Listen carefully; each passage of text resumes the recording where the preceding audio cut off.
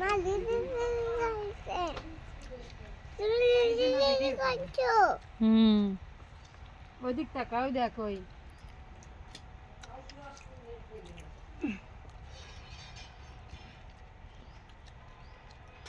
একটু রসা দেবে বাবা ওই সামনে রসা দেবে তোর দাদু চুরি করছে কেমন হয়েছে লবণ হয়েছে দাদু তো রাধুনি করছে আমার চুরি করছে এই ছেলেটাকে একটু দেখতে হবে।